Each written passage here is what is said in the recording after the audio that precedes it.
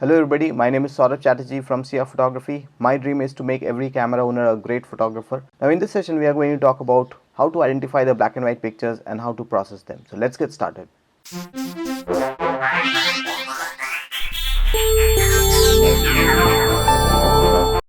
The first question is, how do I identify which is a good black and white picture? So there is one photographer who says that colors are enemy of emotion. So if you have a lot of emotions in your picture, that will definitely make a better black and white picture. The second thing is, if you have a lot of textures or lines or shapes or curves or shadows, a play of light and shadows, that will again make a very good black and white picture. So let us go through the pictures, identify some pictures and work on them. This picture will make a good black and white picture, and I am just right clicking on the picture and creating a virtual copy. So as I create a virtual copy, it creates another copy of the picture, and then I can do a good work on black and white. So I have a color version as well, which is untouched, and I have a black and white version as well. So I'll show you how I worked on that picture. Okay, this picture will definitely look good in black and white. You see, the moment I press V, it starts looking good. So I have chosen, so I'm just giving a rating to all the pictures. So there's again a nice picture, it has some emotions, it has some, so this has a nostalgic feeling, so definitely will look good in black and white. Yeah, wherever there is a play of light and shadows, black and white will look really good. So this is an architecture picture, but I think this will look good in black and white, because there are a lot of, you see the line of the stairs, the line of the railings, the line of the light falling in. So let me take this picture as well. So even this picture is an architecture picture with lot of shapes, you can see, will definitely look good in black and white. Alright, so we have a few pictures. Okay, this picture again, you see this part is very distracting to me, so I am going to choose this picture as well. So I think this will make a good black and white. So again, this picture as well, maybe this picture also. So I have a few pictures now, and let us see how I am going to process them in black and white. As I said before, you can create a virtual copy. You can right click it on it and create a virtual copy and work on it if you want to. Okay, so that will have two versions of your pictures, so one in color, the original one, and then the other, which is a virtual copy. So we have 10 pictures to work on.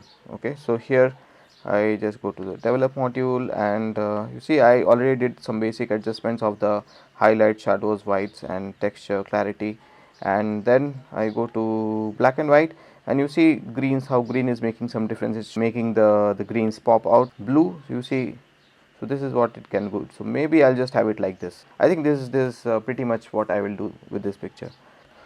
Okay, so this is how the picture is right now. I'll show you how I process this picture in black and white. So first is I press V, and then I would use a crop tool to crop it. So I have cropped this picture just using the auto adjustments. So I'm adding a little bit of texture. You see, texture is bringing out a lot of details here, so a little bit of contrast, so a little bit of dehaze. So I think this is pretty much what I'll do with this picture. So I'll move to the next picture. Okay, so this is also an unprocessed raw file. Okay, so I press V, and you see immediately the picture starts looking much better. Just apply the auto presets, it immediately starts looking quite good. And maybe I'll just use little bit of textures. You see, the textures will show up the texture of his face really well. Then I will just use a radial filter, just have it on his face, and then just reduce the ness around the other areas. So I think this is it. So this is how I would process this as a black and white. I don't do too much of processing with my pictures, as you can see. There is another picture. So this picture has a lot of emotions. Even the picture before, this has a lot of emotions. Now this picture, there was a lot of problem with color, so the very funny color. So I definitely made this into made a definitely much better black and white picture. So this picture, you see there are a lot of this color cast, and it's a lot about emotions. And there is one photographer, as I said, colors are enemy of emotions. I definitely want this picture to be in black and white. So I press V, it's converted into black and white. I just press the auto. So I think this is pretty much, I don't have to do much with this picture. Maybe a little bit of dehaze. In black and white pictures, if you want to apply some grain, so you have this here, if you give that film kind of a look, you might like to use this grain, so you get this film kind of a look. So that is it. So moving to the next picture, here you see this color is a little bit distracting, so the moment I press V, it starts looking good. I'm going to the develop module and press the auto button, and you see the auto button has recovered a lot of these details here, but you see I lost little details here. So I'm going to use a grad filter and try to bring out the details here.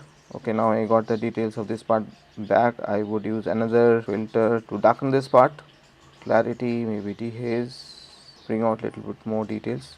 So probably this is how I want the final image to be. And then I would go to the black and white panel, and if I want to do something with these colors, I can increase. I think this is quite good. I don't have to do much. Then I go to the FX panel. If I want to apply some grain, I can do that as well. So yeah, so this is probably my final image that I have. Alright, moving to the next picture. Here you can see yellow is little distracting to me, so I want to see how this picture looks good in black and white. Press the auto button just so that it adjusts for the highlight and shadows. Then I press V. Yeah, so here you can see I am already able to see a lot of these lines which look very beautiful. Also this color which was little distracting to me, so this color is gone. Now I am going to see what can be done here. So a little bit of dehaze, clarity. See, clarity is how it is making the shapes pop up really well. And then I go to the black and white menu. Here you see there is this adjustment tool here. I can take it to anywhere and then drag my cursor, so it can increase or decrease that particular shade of gray. So basically color is, black and white is not just black and white, there are different shades of gray associated with each color. So I'm going to work on the individual color channels. If you think this part is little dark, maybe I'll just use a grad filter just to bring out little more details of this part. Okay, add a little bit of contrast so you can see the how the picture was before and how the picture is now. So this picture is done. So let me take the next picture. Alright, so there are some problems with this picture because it was shooting against the light. I got it like this, but this will definitely make a very good black and white picture. So I'm going to use auto and use a little bit of contrast and texture and clarity, dehaze,